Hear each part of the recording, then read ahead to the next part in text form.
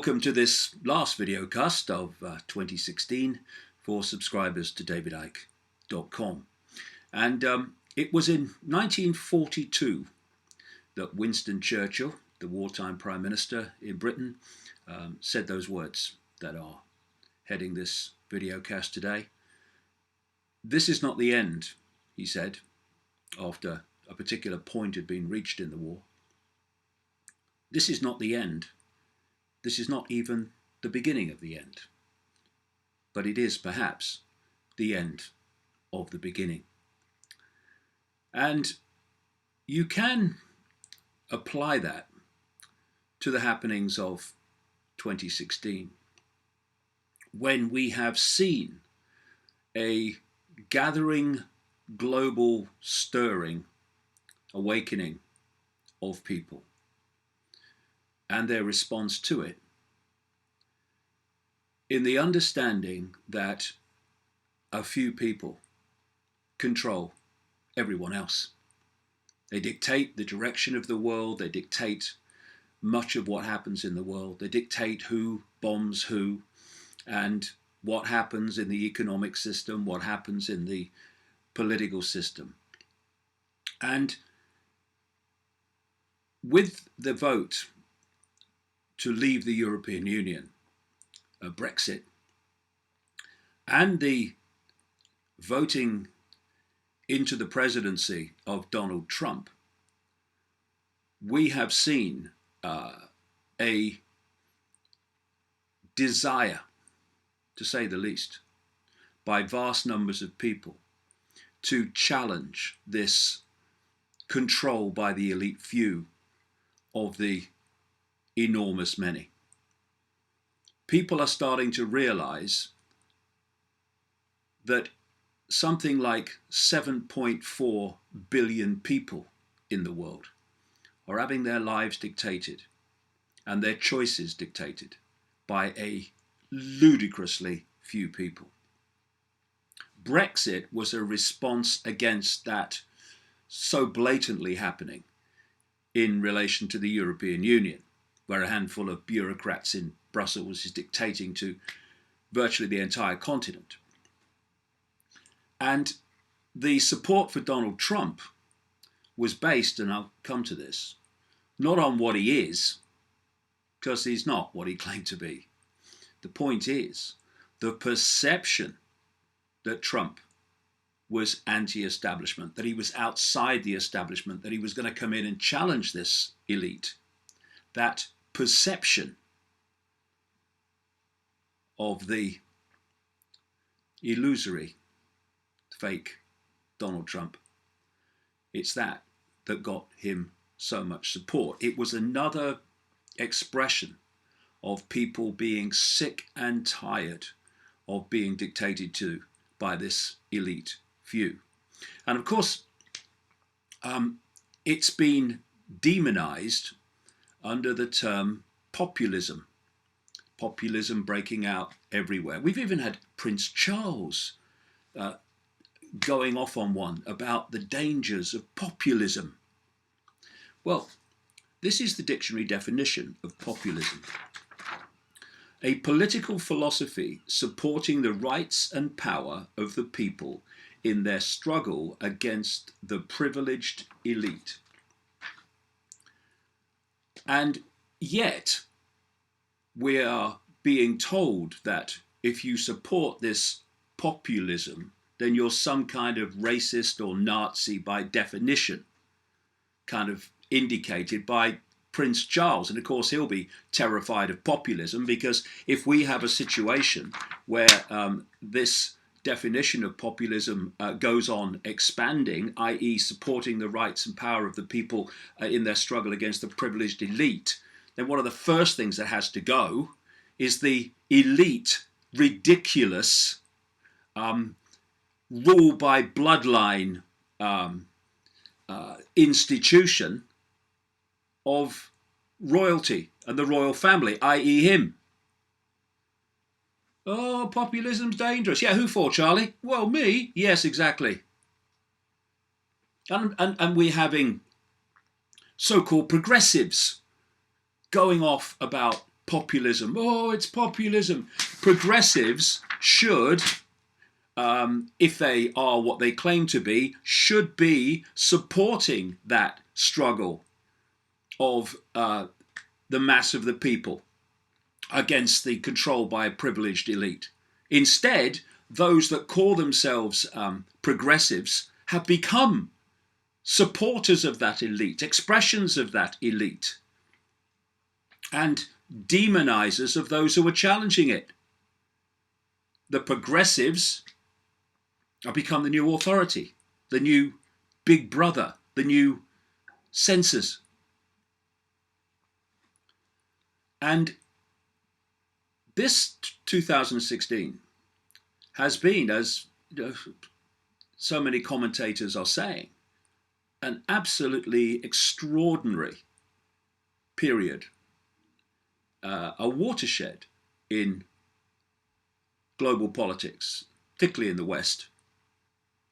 We've had these supporters of this constantly centralization of global power called globalization, this more and more power of the few over the many. The supporters of this, like Hillary Clinton, gone. We have people like Matteo Renzi, kicked out after a referendum in Italy. We have Francois Hollande in France, gone. Not officially gone yet, but not standing, finished once his term's over.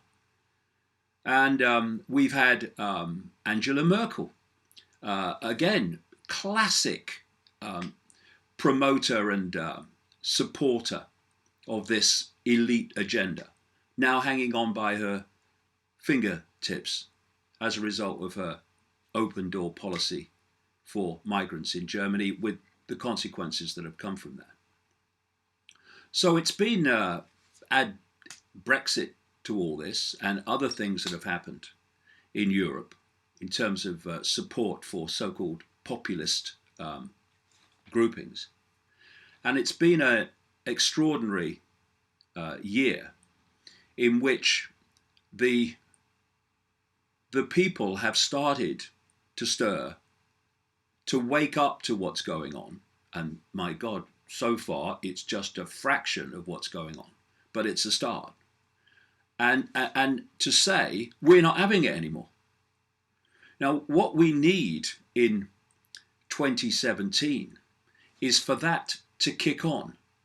And what I mean by that is to move beyond the idea that the political system, i.e. voting for Trump or voting for this or voting for that, is actually going to change anything. The political system worldwide is so stitched up in terms of who gets to power, and multiple parties, usually two in any country, actually being masks on the same face, i.e. whichever one gets in, the same agenda kicks on. It's to wake up to that and to realize that voting for people to put them in political power, as the system works currently, is just basically moving the deck chairs on the Titanic. And this is the next stage we need to go to, where if we're going to change things, we don't hand that power of change to politicians, whoever they may be, but we do it ourselves. We come together. We put down the fault lines that are there just to divide and rule us, of race, of income bracket, of culture. And we realize we're all in this together, and we need to work together to bring this to an end. Otherwise, we'll be divided and ruled, and it will all go on. Now, the so-called progressives, I've had a big wake-up call. Unfortunately, they never took it, in terms of Barack Obama. He was the man, the political leader. He was going to come in and change everything. Never going to happen. Just another a puppet for the puppeteers in the shadows. And of course, the policies went on. They just followed on after Bush, and away you go. And they couldn't see it. And another big thing happened.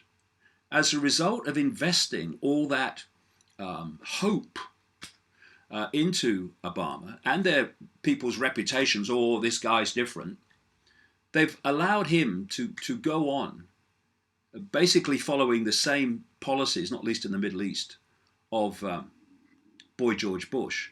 But instead of the great resistance that Bush got from a large anti-war movement, none of it, basically, under Obama. Just had this free ride from people who should have been challenging him. And I'm starting to see the same things happening with Trump. Donald Trump is the big hope of so many people in America who, well, they don't think, they know that the system run by the elite has just abandoned them, doesn't care about them, just leaves them to somehow survive. And so Trump comes along, and what do political leaders do when they're trying to get elected? They'll tell you what you want to hear, what their natural constituency of support and potential constituency of support wants to hear. And then what do politicians do when they get in? They do as they bloody like, and we're always going to do before. And we're seeing this with Trump. The idea that Trump was going to drain the swamp. Ludicrous. And so many people in these so-called alternative media fell for it and still falling for it, because even though we look at Trump's picks for his government and we see that far from draining the swamp, he's just filling it,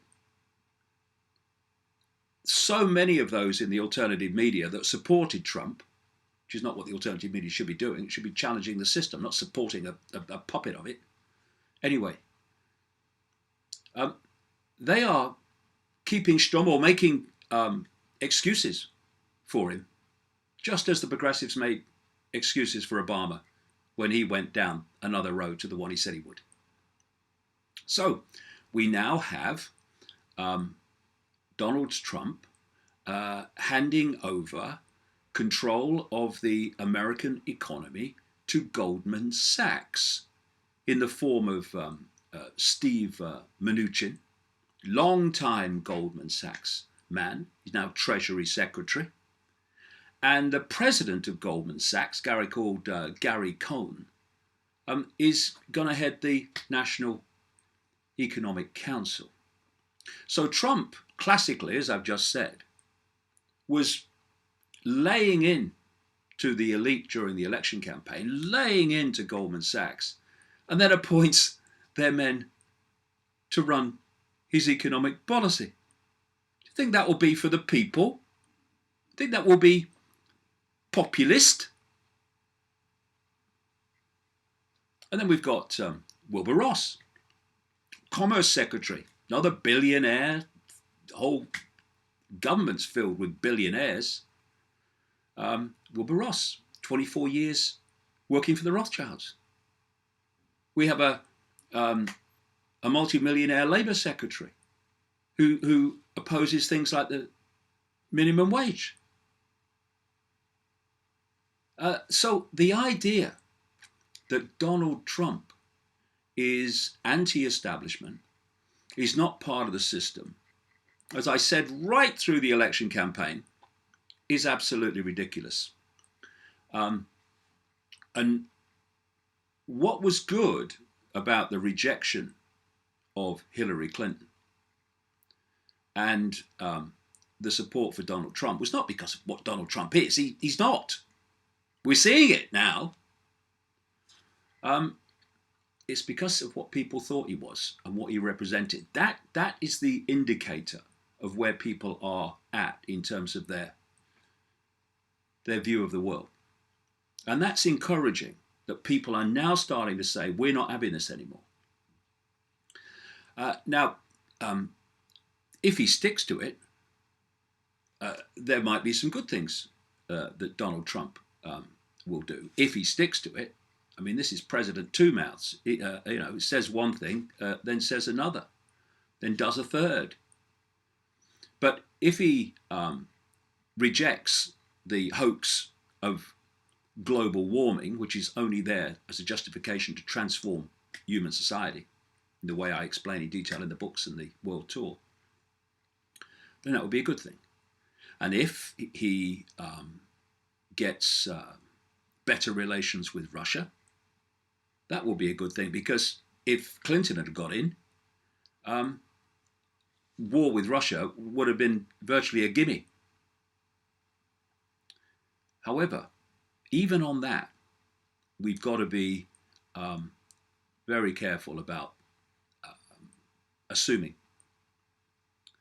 Because the elephant in Trump's probably vast living room is that Trump is Israel's man. Right, wrong, and anything in between. This president is going to be the most pro-Israeli president that I can think of, certainly in modern times and recent times. Anything that Israel want, basically, Trump is going to give them. And one of the things that they want is the destruction of Iran. Some leaked emails sent by the former Secretary of State Colin Powell revealed that Israel has hundreds of nuclear missiles aimed at Iran. And of course, we have had this militarization by Trump of what should be civilian posts, i.e. Defense Secretary. This guy, this military man, they call Mad Dog Mattis. Someone with a personality that prompts the nickname Mad Dog. Yes, that's just who we want running the Pentagon. And of course, we've heard from Mattis over the years how much he enjoys killing people. It's fun. Yeah, just the man you want running the US military. And then we've got this guy, Flynn, Michael Flynn, as National Security Advisor, and another military man. And they have a common view, which is that they can't stand Iran, here we go, and they see it as the biggest danger. Well, at the moment, Iran and Russia and China are working as one alliance, not least in Syria. And if you go for Iran, then you're going to bring in China and you're going to bring in Russia, unless, and I'm sure this is the part of the plan, they can somehow, by pulling Russia into the fold, oh, we're bosom buddies now, they can break that alliance with China. So just because he's talking, Trump, about getting better relations with Russia does not mean that he's a man of peace. I mean, as I've said, China's been a target for a very long time, and he's not even in office before he's kicking off problems with China. And also mentioning Iran in very unfavorable terms. You can see where the whole thing's going. So this whole deal with Trump as Israel's man is fundamentally important to appreciate in terms of where this Trump presidency is going to go. I mean, God help the Palestinians now. He has appointed a extreme Zionist zealot as his ambassador to Israel, an extreme Zionist zealot as his international negotiator on many, many things, including the Israeli-Palestinian conflict and situation. And they're not going to make any decisions to the benefit in any way, shape, or form of the Palestinians. They will do what another extreme Zionist zealot, Benjamin Netanyahu, wants them to do. And Israel, i.e. the Rothschilds that created it, have an agenda for the world. And now they have the vehicle in the White House or Trump Tower or wherever he sticks himself to push that on. You'll note how much more belligerent Netanyahu and the Israeli regime have become since Trump won, because they know their man is in power, or soon to be so.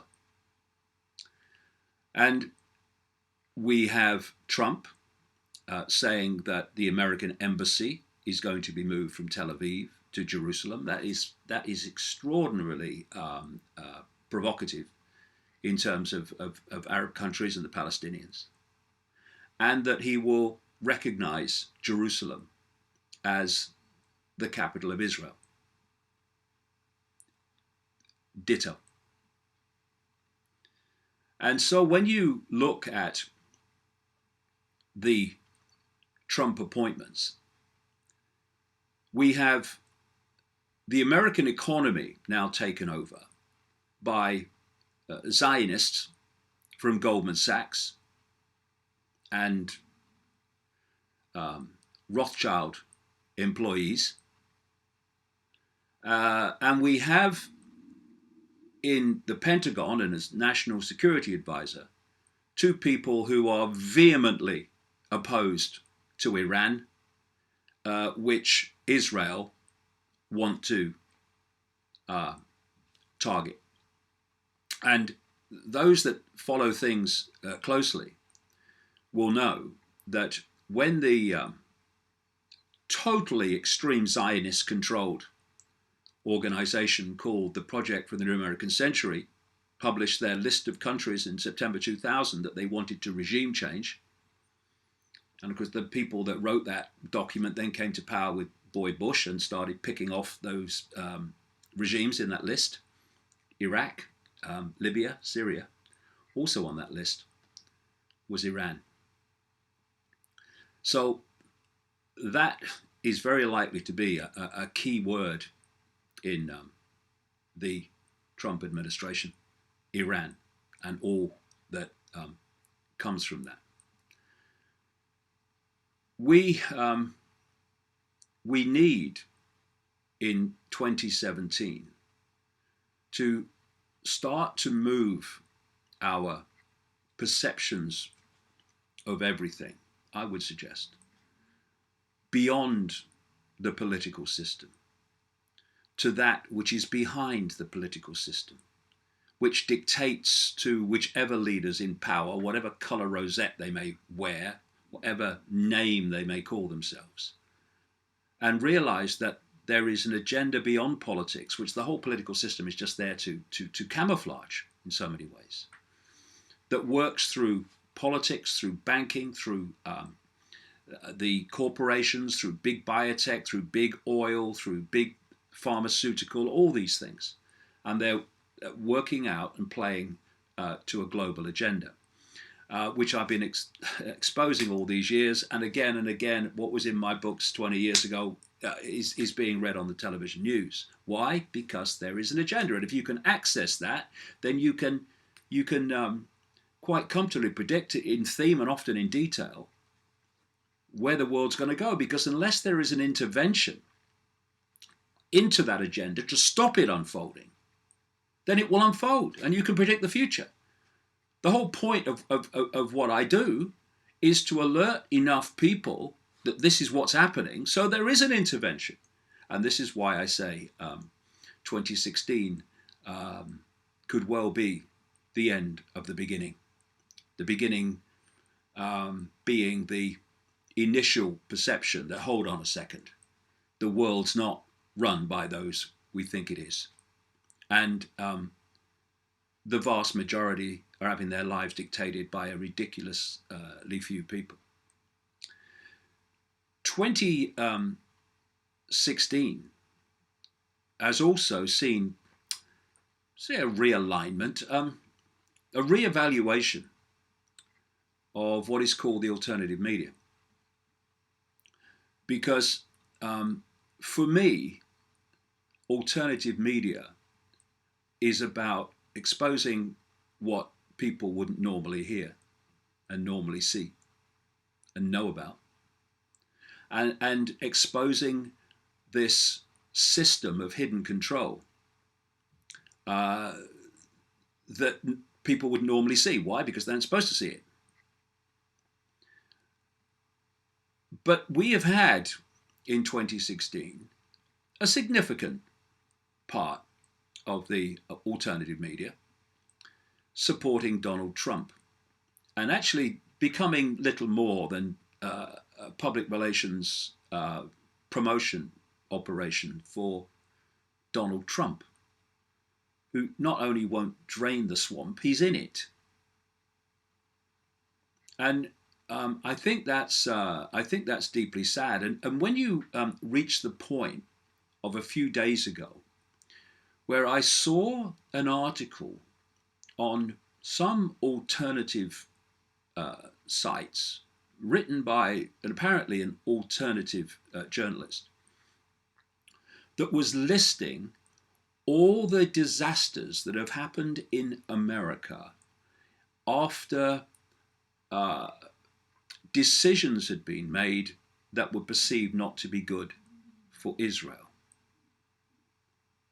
The whole thrust being that God deals his wrath upon those that don't do what Israel wants. When you see that coming from an apparently alternative journalist and put out on some alternative sites, then you know that there is a re-evaluation necessary in the alternative media about what is alternative and what's just not even mainstream light, just mainstream. And it's this part of the alternative media that won't get pulled in to the game that they desperately, desperately want rid of.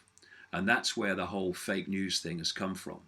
And what you're going to see in 2017 is more and more extreme efforts and extreme decisions and impositions to block the circulation of information challenging the mainstream narrative, be it the mainstream media or mainstream politics. Because what, if you like, the populism of 2016 has shown is the power of information when it's put before people. And this is why when you're involved in a perception deception, which is what all this is, you must control the information that people receive, so their perception of everything is the perception you want it to be. And this alternative media, in all its forms, has circulated information, has circulated other ways of looking at the world, to the extent where it is impacting upon the world through the changing perceptions of people and how they see the way things operate. And it's sad to me that significant parts of the alternative media, not least in America for obvious reasons, have got caught in being lassoed back into the system by supporting a particular candidate on the basis of something he's not. So what the genuine alternative media needs is is support from as many people as possible in the face of this gathering, and it will gather further censorship. And beyond that, let's move to the next stage of this awakening to the world, which goes beyond politics and believing that's the way to change anything. It's there to make sure nothing for the better can be changed. And start to realize that we, 7.4 billion people, have the power. We have that power dissipated and diluted by being played off against each other down the fault lines of religion and race and income bracket, culture. And we have that unity fractured, that potential unity fractured by people getting pulled into the belief systems that the system wants us to believe in. Like politics can change anything. Vote for this party and it will be better than this party. Because we need to stand up together now and stop acquiescing to this edifice of tyranny, this global control system. Because if we leave it where we are now, then it won't really change anything. But if we kick it on and say, okay, not only are we voting for Brexit because we don't want bureaucrats to control our lives, not only are we voting for Trump under the illusory perception that he's anti-system, but we people are going to stop cooperating with the system that's controlling us, because it can only control us with our cooperation. That's why divide and rule is so important. Get us fighting among each other so we don't in unity say, we're not having this anymore. Because one clear fact of history is this: if we will take it, they will give it to us. Let 2017 move us on to the next stage, where we take control of our lives, not through some politician, but directly by coming together and refusing to cooperate with that wishes to enslave us. Do that, and a year from now, we'll be a lot more free than we are now, today. Just a choice. 7.4 million?